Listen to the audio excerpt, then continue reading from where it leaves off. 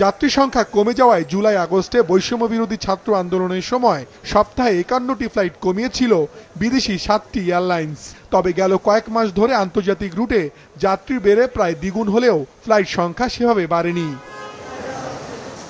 চাহিদার তুলনায় ফ্লাইট সংখ্যা কম থাকায় অস্বাভাবিকভাবে বেড়েছে উড়োজাহাজের ভাড়া।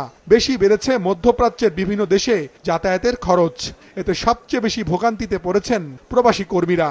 কারণ গেল কয়েক মাস ধরে গড়ে বিদেশে যাচ্ছেন 1 লাখেরও বেশি কর্মী। ভাড়ার অবস্থা বর্তমানে খুবই খারাপ। আগে যে ভাড়া ছিল 25,000 30,000 টাকা, সেই ভাড়া 75-80,000 টাকা লাগতেছে। 1.5 মাস আগে যখন টিকিট কাটে আসি তখন সৌদি আরব থেকে আপ ডাউন টিকিট বাংলাদেশের 50,000 টাকা পড়ছে, 1500 রিয়াল আর কি।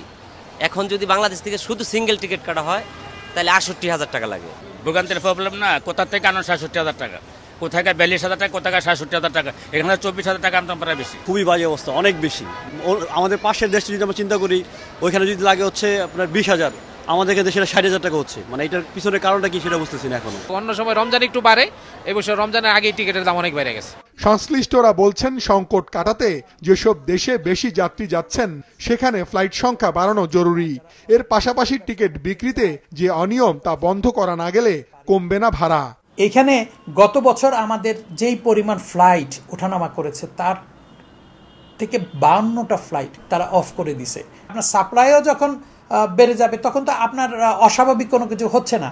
আর সবচাইতে বড় কথা হচ্ছে আমাদের আনএথিক্যাল প্র্যাকটিসটা আমাদের বন্ধ করতে হবে। ট্রাভেল এজেন্সির সবচাইতে বড় সমস্যা হচ্ছে তারা বেনামে সিট বুকিং করে কিনে রাখতে পারে, সিট কিনে রাখতে পারে। সেটা তাদের সময় থাকে 15 দিন আগে কিংবা 1 সপ্তাহ আগে, 10 দিন আগে, ইভেন 1 দিন আগেও তারা নাম ইনসার্ট করতে পারে। সো তারা একটা ক্রাইসিস সৃষ্টি করতে পারে, এই জন্য টিকিটের দামটা বাড়ে। উড়োজাহাজের ভাড়া সহনীয় রাখতে বিদেশি এয়ারলাইন্সগুলোকে চিঠি দিয়েছে বেসামরিক বিমান চলাচল কর্তৃপক্ষ। এর আগে স্বচ্ছতা আনতে বেনামে গ্রুপ বা একটি ফ্লাইটের অধিকাংশ টিকিট ট্রাভেল এজেন্টগুলোর কাছে বিক্রি না করার নির্দেশ দেওয়া হয়েছিল। মাশরুক রাহাত, মাছরাঙ্গা সংবাদ, ঢাকা।